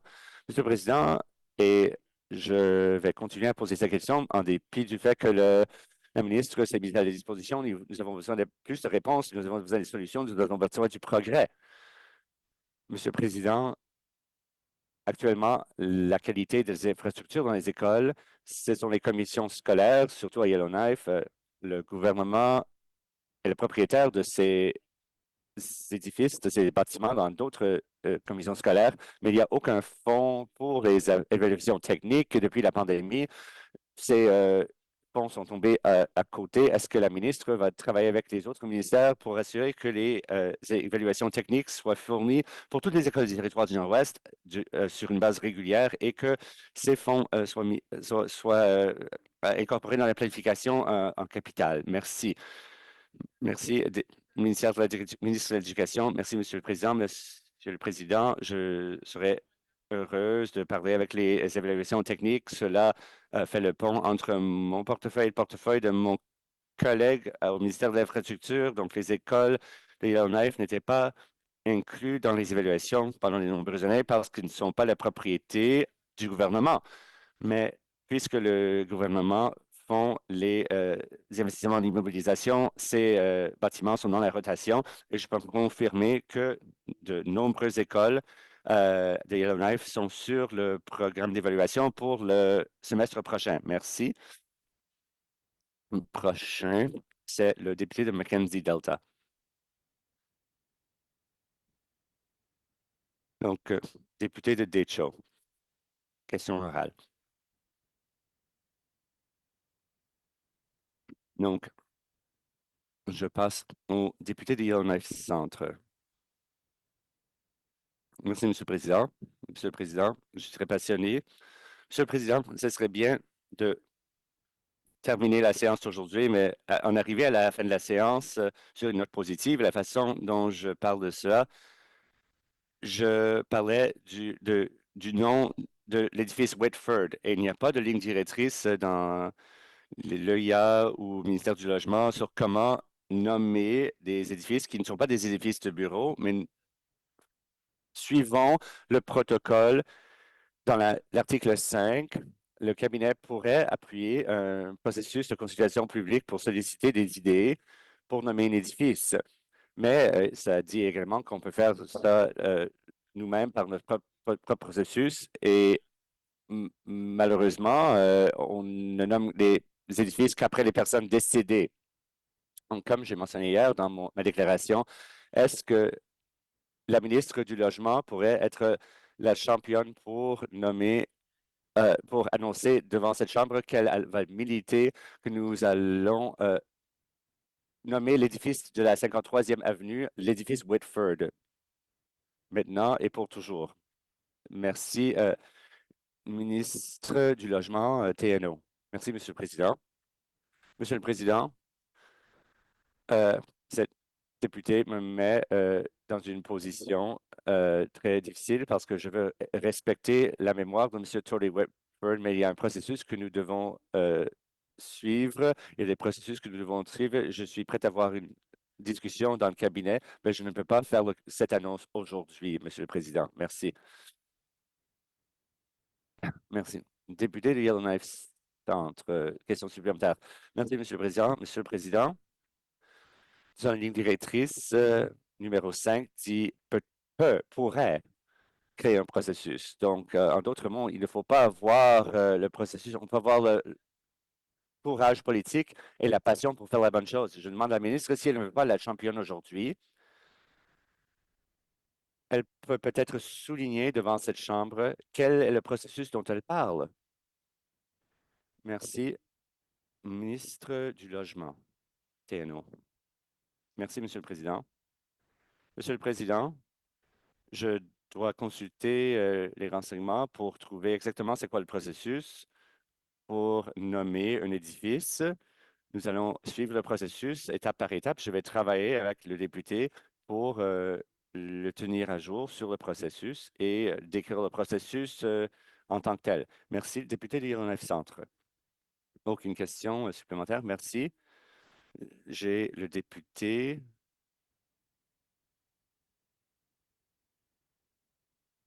de Frame Lake. Merci, Monsieur le Président. Monsieur le Président,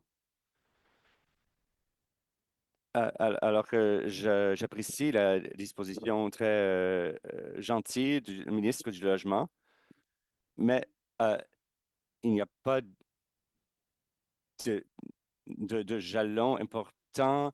La ministre, je suis confuse, la ministre parle, est confiante en ce qui concerne la transition, mais tous les indicateurs indiquent que la transition ne fonctionne pas bien. Monsieur le Président, si les choses vont bien, où sont les résultats? Où est l'urgence? Merci, Monsieur le Président.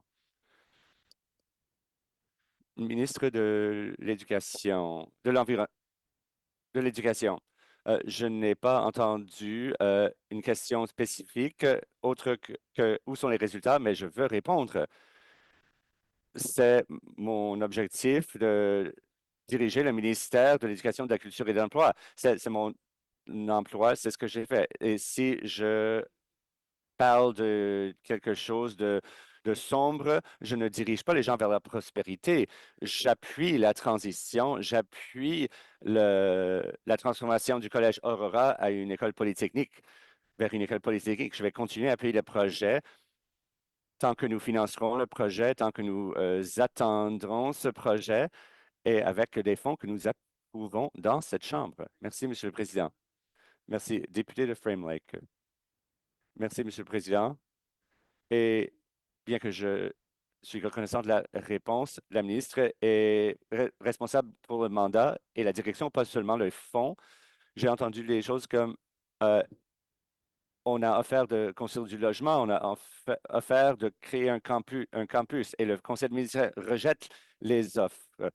Qu'est-ce qui se passe? Pourquoi est-ce qu'un collège qui souhaite faire la transition vers une école polytechnique refuse ces opportunités? Monsieur le Président, je veux parler de la redevabilité. Qu'est-ce que la ministre fait pour s'assurer la bonne progression de cette transition, sachant que les choses ne vont pas bien, que les choses ne sont pas sur la bonne voie? Merci. Madame la ministre de l'Éducation.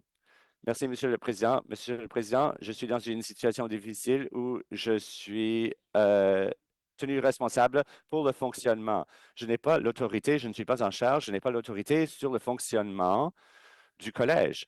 Mais ce que je fais, c'est la déclaration du mandat que nous sommes en train de travailler en ce moment. J'ai aussi le contrôle sur le cadre de redevabilité qui est mis en place et que je veux utiliser. J'ai le contrôle aussi sur le financement sur les établissements postsecondaires et Aurora College. Voici les trois outils clés à ma disposition et dont j'ai l'autorité.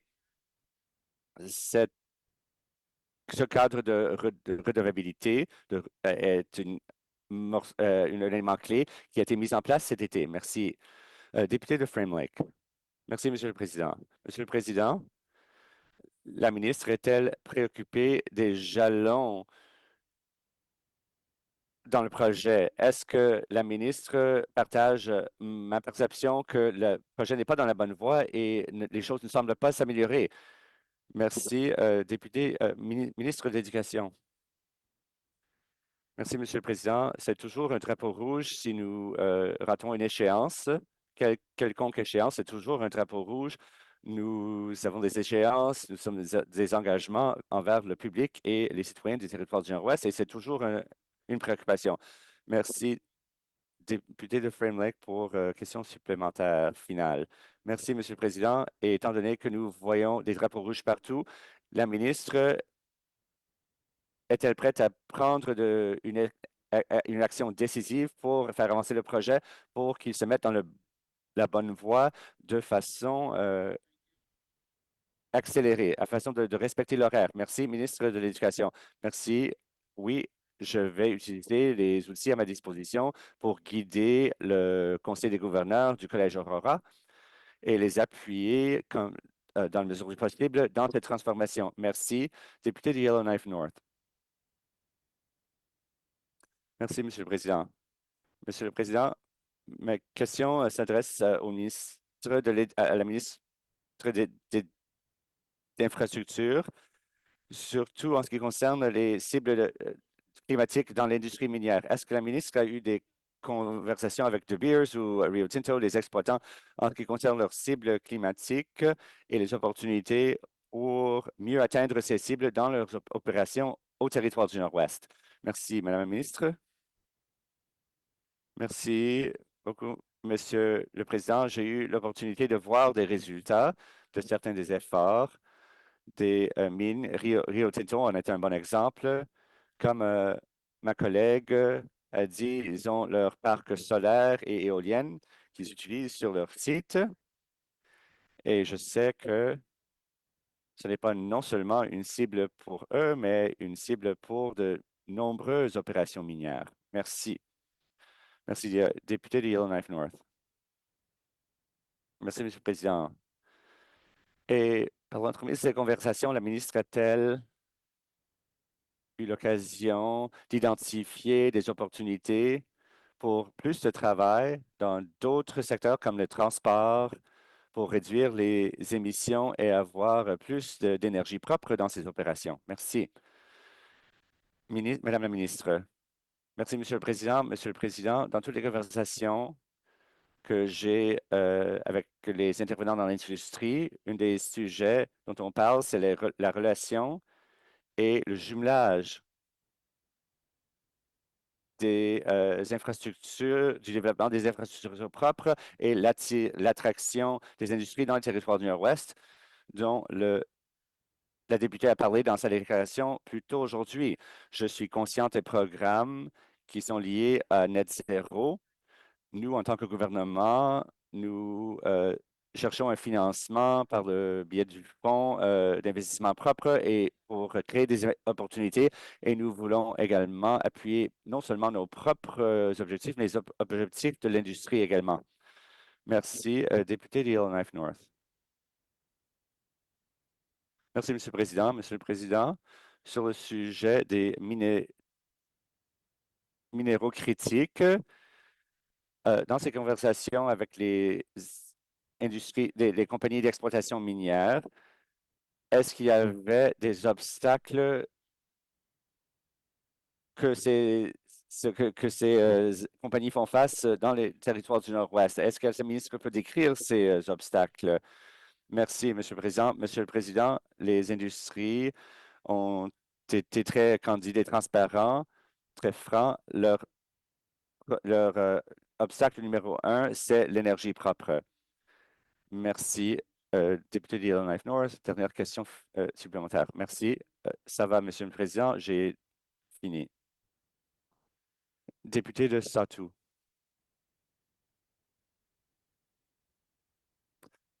Merci, Monsieur le Président. Ma question de suivi sur mes questions que j'ai posées plus tôt à un ministre responsable de MACA. Et je fais le lien entre la crise. Je continue à recevoir des textos ici. Le texte est dit 1500 $ pour 280 litres, un quart du réservoir de la maison. Et ce n'est même pas le milieu de l'hiver. Ce n'est qu'un texte que je reçois souvent. Ma question pour la ministre est la suivante. La ministre est-elle prête à inviter le maire Frank Poe et de créer une réunion avec son homologue fédéral pour aborder la question en personne? La ministre s'engage-t-elle à cela? Merci. Merci, ministre de Maca. Oh, désolé, le ministre. Merci, Monsieur le Président. Ça me ferait plaisir d'avoir cette discussion avec le député pour voir ce que nous pouvons faire, mais je pense que le député est très conscient du fait et aussi mes homologues dans le Conseil des ministres sont conscients aussi du travail qui se fait. Nous avons eu beaucoup de participation des ministres fédéraux en ce qui concerne la situation dans le statut et je reçois des messages tous les jours en ce qui concerne ce qui se passe dans le statut.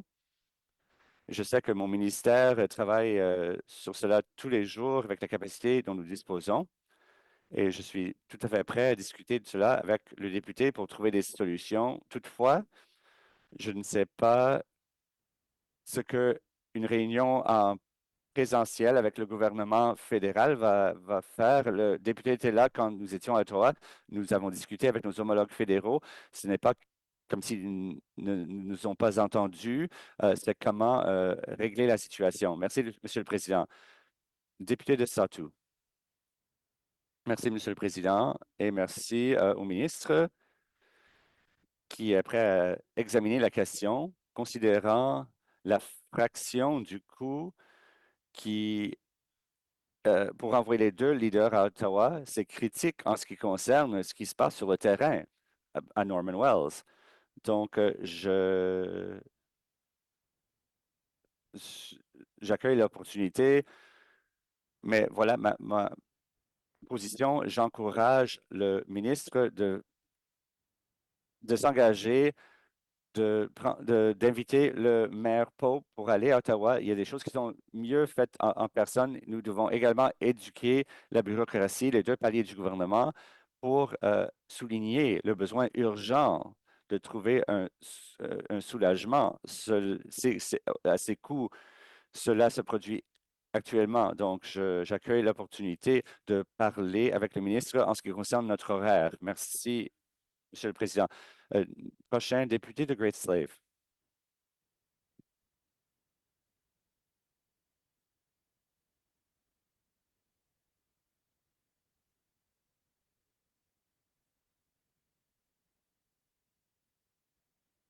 Député de Frame Lake. Non?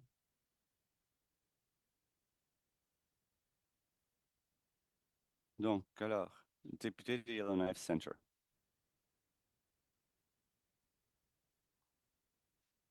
Merci, Monsieur le Président.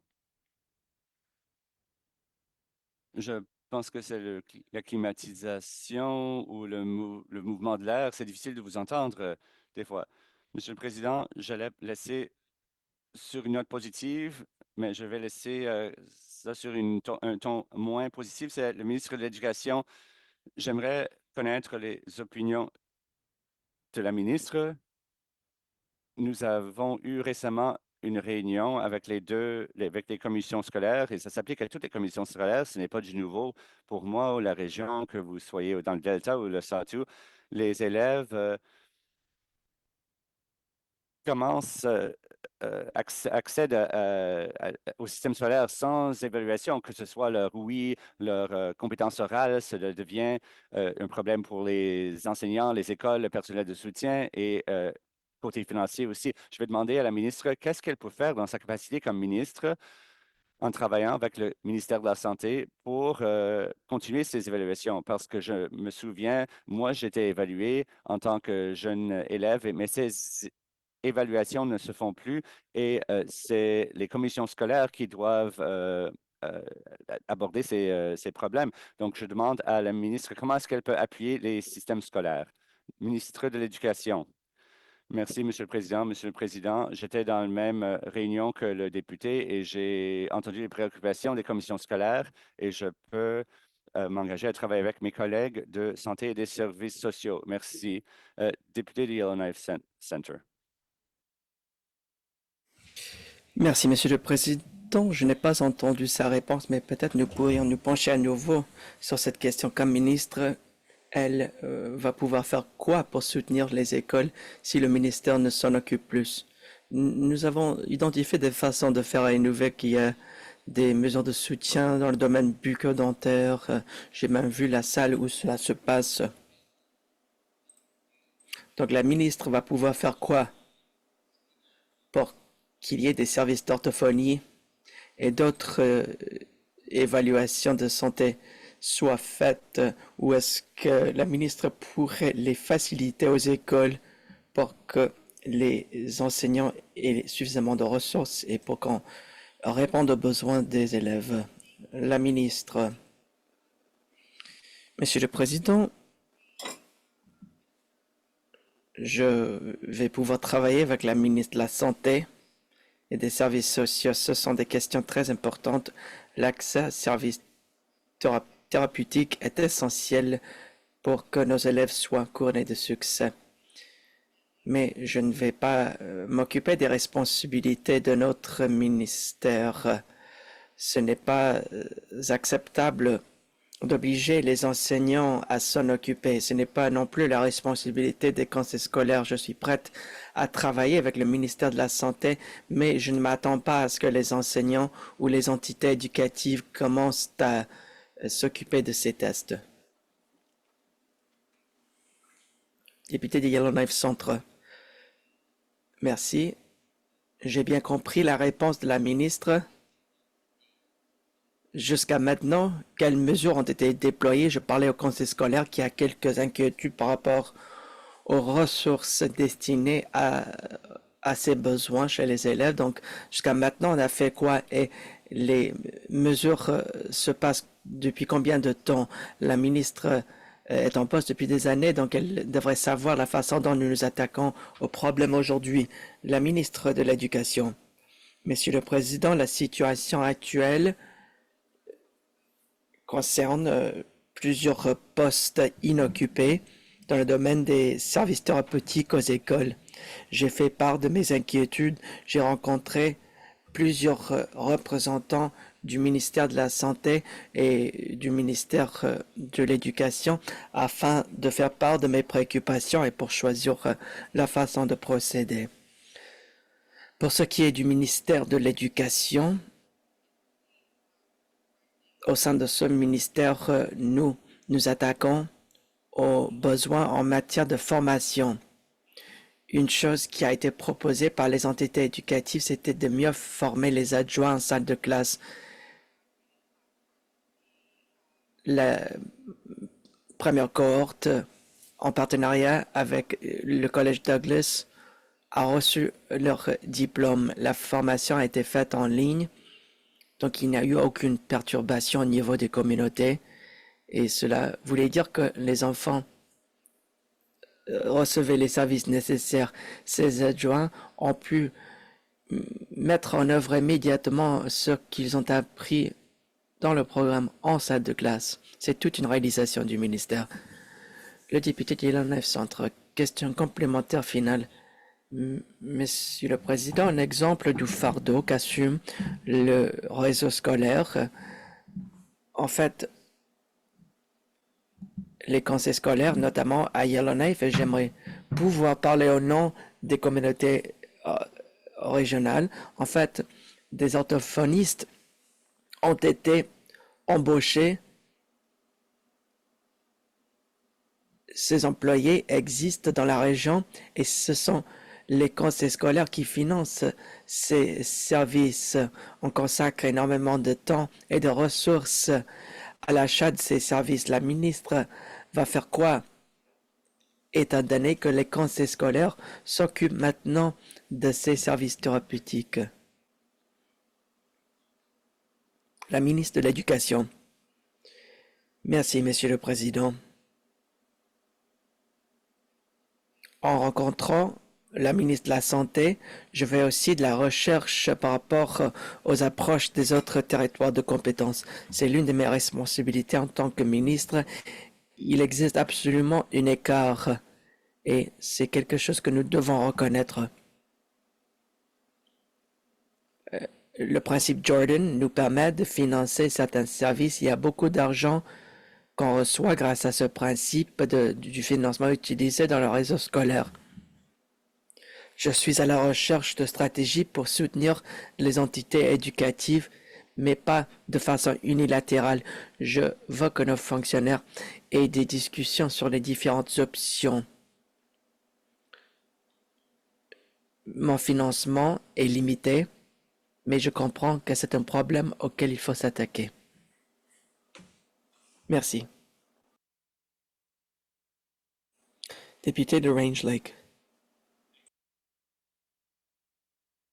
Monsieur le Président, je voudrais poser une question semblable, c'est-à-dire au sujet du collège Aurora. 83% de ces jalons ont été atteints, selon l'article mentionné par le député de Frame Lake. Si vous lisez l'article, il y a certains détails choquants. Le responsable de la recherche a dit qu'il n'existait aucun plan, et c'est il y a un an. La ministre ne s'occupe pas du collège Aurora, mais elle a des responsabilités au niveau opérationnel. Le collège dit que les objectifs ont été presque atteints, mais les employés démissionnent. Et il n'y a même pas de fauteuil pour le nouvel employé. Donc, la ministre fait quoi pour que le collège soit couronné de succès? Dire que ce n'est pas sa responsabilité, ce n'est pas acceptable. Lors de la 18e législature, nous avons suivi un processus semblable. Nous avons formulé un plan de transition. Donc, peut-être le moment est venu de faire en sorte à ce que la ministre s'occupe à nouveau du collège Aurora. La ministre de l'Éducation, de la Culture et de l'Emploi. Merci, Monsieur le Président. Je veux que cette transition soit un succès. Ce n'est pas uniquement une question des lieux physiques. C'est une question d'avoir un établissement post-secondaire de qualité qui va nous permettre de créer des emplois chez nous. Nous voulons pouvoir attirer de bons employés dans les TNO.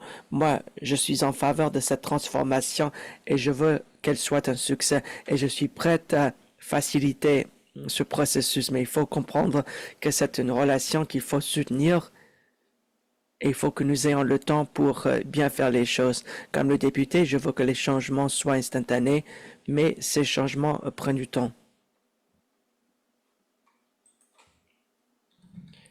Député de Range Lake.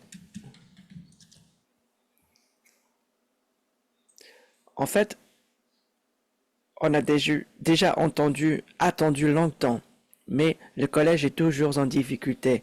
Donc, manifestement, quelque chose ne fonctionne pas. Donc, la ministre va donner combien de temps de plus au collège Aurora pour qu'elle puisse continuer son échec? La ministre de l'Éducation. Merci, Monsieur le Président. En fait, ça fait 1 an et demi. Il y a maintenant un nouveau président en poste au cours des 18 derniers mois. En fait, en novembre de l'année dernière, on a mis en place un nouveau modèle de gouvernance. Un conseil a été formé en novembre 2023 et le conseil des gardiens du savoir autochtone a été créé en avril de cette année. Donc, toutes ces choses se passent en même temps afin d'avoir un bon modèle de gouvernance. Et donc, il y a certaines décisions assez difficiles à prendre pour suivre ce processus de transformation. Merci. Député de Range Lake. Monsieur le Président, si on n'arrive pas à attirer des gens pour s'occuper de la transition au sein de l'établissement, ça ne va pas fonctionner. Cet article montre au Canada que cet établissement est un échec et ne s'intéresse pas au changement. La ministre, comment va-t-elle changer la réputation? Comment va-t-elle aider le conseil à attirer de bons employés? Les gens ne prennent pas au sérieux la démarche choisie. Donc, la ministre, comment va-t-elle faciliter ce processus? La ministre de l'Éducation, de la Culture et de l'Emploi. Franchement, Monsieur le Président, je vais leur dire exactement cela comme je l'ai fait il y a 1 mois. Le conseil m'a parlé de leurs priorités et ils m'ont posé la question suivante. Il nous manque quoi? Je leur ai dit, vous n'avez pas raconté l'histoire par rapport à ce que vous faites. Les gens ne sont pas dynamisés par rapport à ce projet.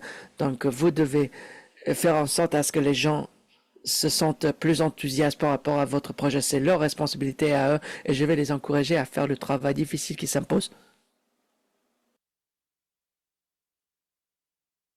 Député de Range Lake, question complémentaire finale. Monsieur le Président, la ministre va-t-elle mettre en place des mesures de redevabilité rattachées au financement, c'est-à-dire faire en sorte à ce que le financement soit axé sur de bons résultats et sinon, il n'y aura pas de financement. Ça va assurer un bon rendement. Si les attentes du gouvernement ne seront pas respectées, il n'y aura pas de financement. Donc la ministre va-t-elle faire cela? Va-t-elle rattacher un certain rendement au financement pour que le processus soit couronné de succès? Sinon, il faudrait des changements d'envergure au sein de cet établissement. La ministre de l'Éducation. Monsieur le Président, au cours de l'été, nous avons mis en place un cadre de responsabilisation pour le Collège Aurora. C'est quelque chose qui s'applique à l'ensemble des établissements postsecondaires des TNO. Il y a des exigences en matière des informations à fournir à chaque année et ça nous aide à définir la stabilité financière des établissements. J'ai hâte de continuer à utiliser ce cadre.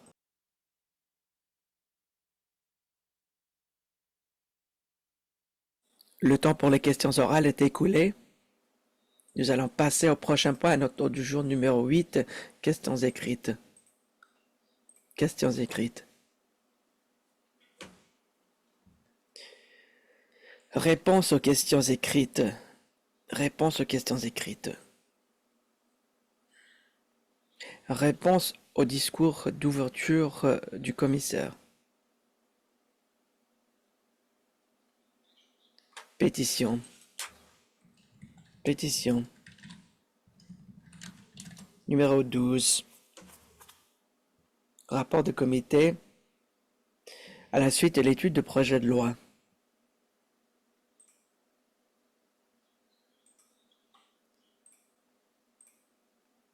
Rapport de comité permanent et spéciaux. Dépôt de documents. Ministre des Finances. Monsieur le Président, je voudrais déposer les deux documents suivants. 25-26, dépenses en immobilisation, compte public du gouvernement, article 2, les états financiers non consolidés pour l'année se terminant le 31 octobre 2024.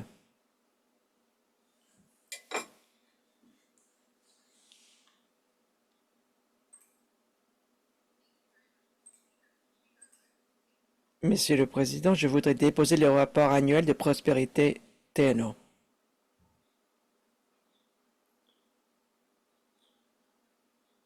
Ministre des Affaires municipales, dépôt de documents. Merci. Je voudrais déposer le document suivant. Lettre de suivi pour la question 186, l'érosion à Iklavik.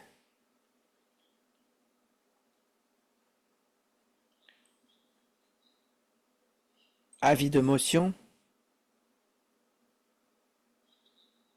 Motion. Motion.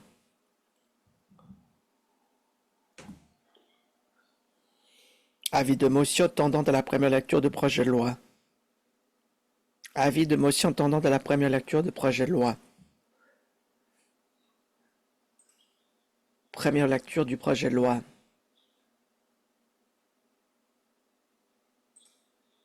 Deuxième lecture du projet de loi.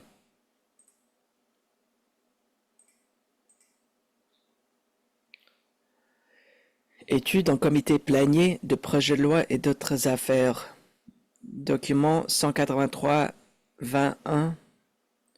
Le député de Decho va présider.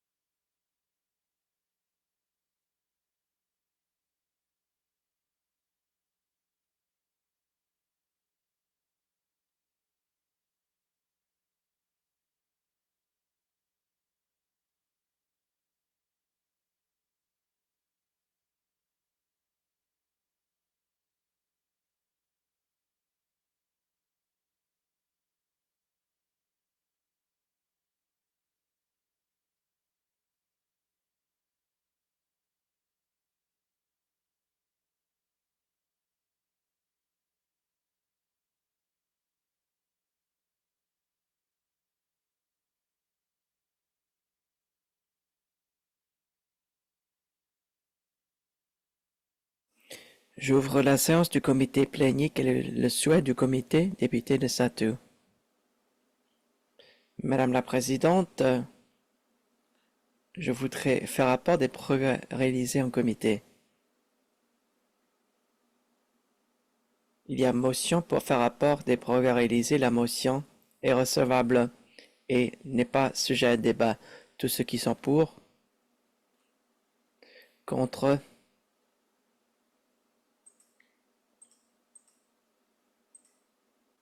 la motion est adoptée. Je vais maintenant clore la séance et faire rapport des progrès réalisés.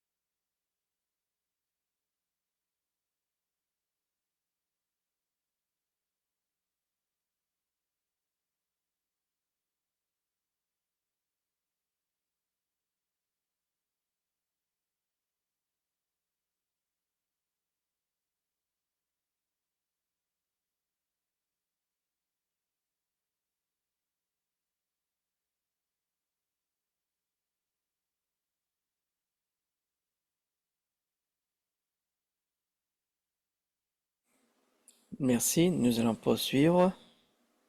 Puis-je avoir le rapport du comité plénier? Le député de Decho. Monsieur le Président, le comité a étudié le document 193-21 et je voudrais faire rapport des progrès réalisés. Et je propose à ce que le rapport du comité plénier soit adopté. Est-ce qu'il y a un appuyeur pour faire adopter le rapport du comité plénier, député de Satu? La motion n'est pas sujet à débat. Tous ceux qui sont pour, tous ceux qui sont contre, abstention. La motion est adoptée et le rapport du comité plénier a été approuvé.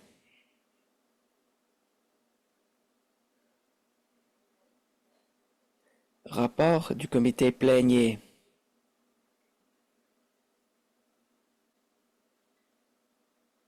Troisième lecture de projet de loi.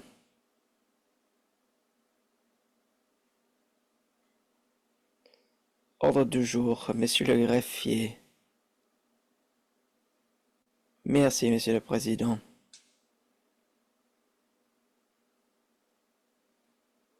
Ordre du jour, lundi, le 21 octobre, 13h30. Prière, déclaration des ministres, déclaration des députés, réponse aux questions orales, question orale 297-21. Présentation des visiteurs dans la tribune, remerciements, questions orales, questions écrites, réponse aux questions écrites, réponse au discours d'ouverture du commissaire, pétition, rapport de comité à la suite de l'étude de projet de loi, rapport de comité permanents et spéciaux, dépôt de documents, avis de motion, motion. Avis de motion tendant à la première lecture de projet de loi. Première lecture de projet de loi. Deuxième lecture de projet de loi. Étude en comité plénier de projet de loi et d'autres affaires. Projet de loi 7, 8. Rapport du comité 9, 21. Document 193, 21. Troisième lecture du projet de loi. Ordre du jour. Merci, Monsieur le Président. Merci. Il est vendredi. Bon week-end. La Chambre ajourne ses travaux jusqu'au 21 octobre 2024 à 13h30.